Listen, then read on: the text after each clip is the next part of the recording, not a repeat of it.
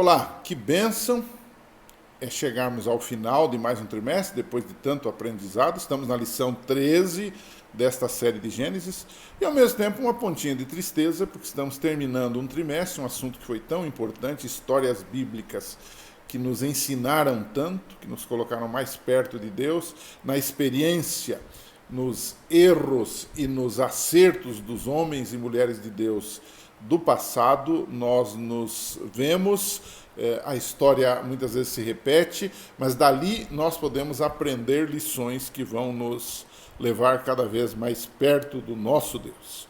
A lição 13, ela trata de Israel no Egito.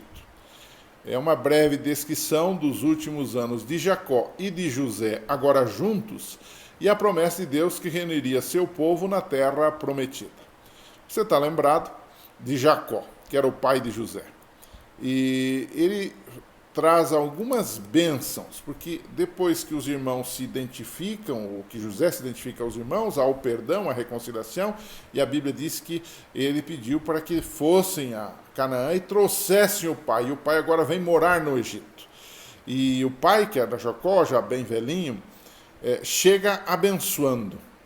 Ele era um servo de Deus, e ele traz bênçãos. E nessa semana nós estudamos um pouquinho das bênçãos que ele deu. Primeiro, uma bênção para o próprio Faraó, mostrando a sua superioridade espiritual.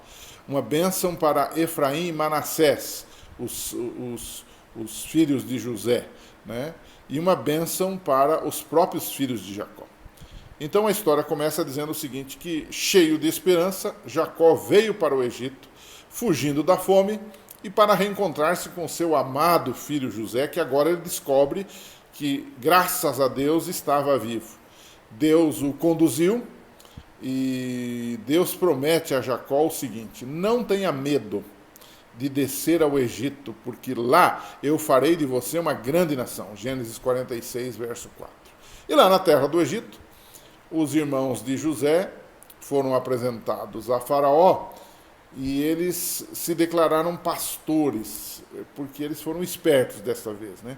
Mostrando a transitoriedade deles no Egito, porque é logicamente um país como esse, um governante como os faraós eram, poderiam temer que um povo como o povo de José, de Jacó, crescesse tanto e os ameaçasse do ponto de vista militar, do ponto de vista político, administrativo e etc. e tal. Então eles disseram, olha, nós somos pastores, a ideia é que pastor vive de um lado para outro, nós somos transitórios aqui.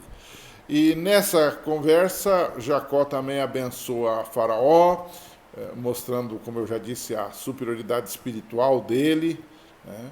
Ele abençoa os dois filhos de José, que eram Manassés e Efraim. Ao dar essa bênção, ele como que está elevando esses netos da condição de netos para a condição de filhos da promessa, né? Ele vira uma espécie de pai desses meninos.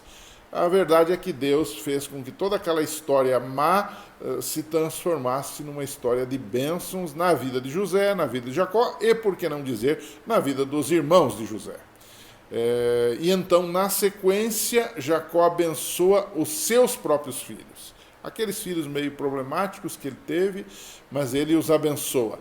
Essa bênção, é bom que a gente ressalte isso de Jacó, às vezes é explorada por alguns como sendo uma espécie de predestinação, uma espécie de bênção e de maldição sobre os filhos, que aquilo nos anos subsequentes se confirmou. Mas nós temos que entender um pouquinho diferente essa questão. Esta bênção de Jacó e de todos os patriarcas bíblicos, ela não é uma predestinação, ou seja, vai acontecer assim, mas ela é feita de acordo com o caráter de cada um e de suas tendências. Pode observar, quando você vai a Gênesis 49 e você lê as bênçãos, você percebe um pouco do caráter de cada um daqueles filhos. E ao abençoar seus filhos, Jacó, ele já projeta os tempos futuros. E especialmente ele embute ali nestas bênçãos, palavras, expressões de tempos messiânicos, do tempo que Jesus viria para de fato concretizar o sonho dessa nação chamada por Deus para ser uma nação missionária, né? o texto de Gênesis 49, verso 1 diz assim, nos dias que virão, ou seja, ele está fazendo uma projeção de futuro. É uma expressão técnica esta que se refere à vinda de um rei messiânico, que nesse caso é Jesus. Essa mesma expressão, dias que virão, tem algo parecido em Isaías 2, verso 2, em Daniel 10, verso 14. A bênção aos filhos contém a profecia já sobre o reino do Messias. Interessante que no 49, verso 10, diz assim, o cetro não se arredará ou não se apartará de Judá, nem o bastão do comando de seus descendentes, até que venha aquele a quem ele pertence, e a ele as nações obedecerão.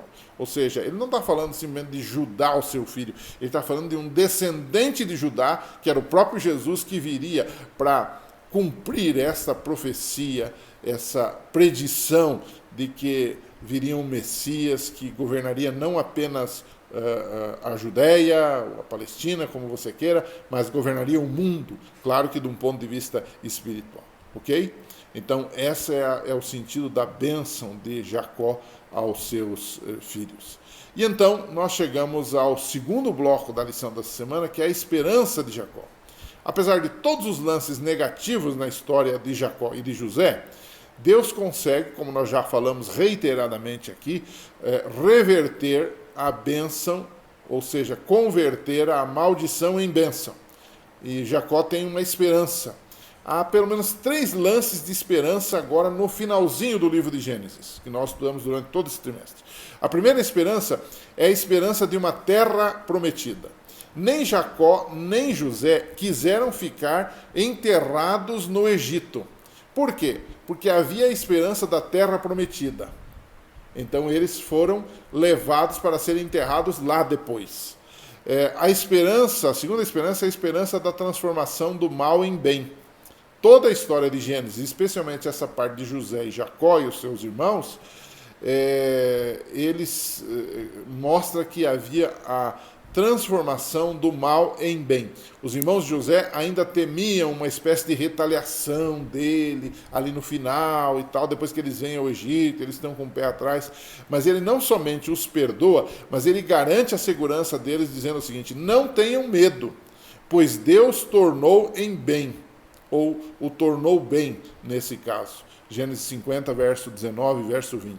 Então essa esperança, digamos, de transformação do mal em bem, ela se concretiza na história de José e seus irmãos. E a última esperança que temos em Gênesis, no final de Gênesis, é a esperança de um futuro não só para Israel, mas para o mundo. José não quis nem ser enterrado no Egito, ele foi embalsamado, seu corpo foi enterrado mais tarde em Canaã, quando o povo do Êxodo migrou do Egito para Canaã. Com isso ele estava dizendo o seguinte, que Deus guia o futuro e ele salva os que nele creem. Ou seja, nós aqui fechamos a lição, fechamos o trimestre, fechamos o livro de Gênesis com uma promessa de esperança, mostrando que as coisas não terminam na morte, não terminam no túmulo, mas que há uma esperança maior, e nós todos sabemos que essa esperança é centralizada na pessoa, na obra, nos feitos e na segunda vinda do nosso querido Salvador Jesus Cristo. Ok? E terminando então, eu queria deixar um assunto para você estudar um pouquinho. Esse é um assunto muito debatido em nosso tempo.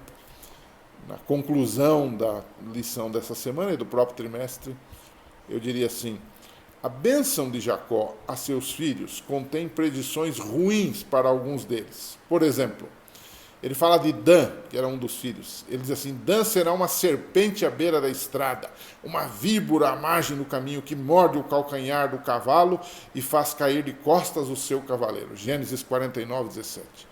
E aí eu faço uma pergunta em cima desta afirmação e de outras, desta maldição e de outras que aparentemente estão ali no livro de Gênesis, estão na Bíblia, né? Isso quer dizer que a maldição pode ser hereditária? Ou seja, pode passar de pai para filho? Ou que esses filhos de Jacó, por exemplo, foram predestinados para isto? Será que existe essa predestinação? A gente sabe que esse tipo de maldição tem a ver com o próprio pecado da pessoa. Ou seja, um pai, conhecendo o caráter dos filhos, como Jacó, poderia prever alguma coisa ruim, por exemplo, para Adão, um tipo de caráter defeituoso, um tipo de problema que ia se apresentar. Mas isso não significa que Dan era predestinado a ser assim. Ele poderia mudar, ele poderia se converter. Nós já vimos uma lição aí, nesse trimestre ainda, que mostra que os próprios cananitas, né, no caso de Noé, né, a maldição do cão, que era o seu filho, e aí deu origem a esses povos aí, ele não era obrigado a ser mau, não era obrigado a pecar. Tanto é que alguns cananitas se salvaram. É o caso de Raabe, é o caso de outros que foram poupados quando Israel entra lá para a conquista. Eles se convertem, eles se voltam para Deus, Deus os perdoa e a vida deles é de fato modificada.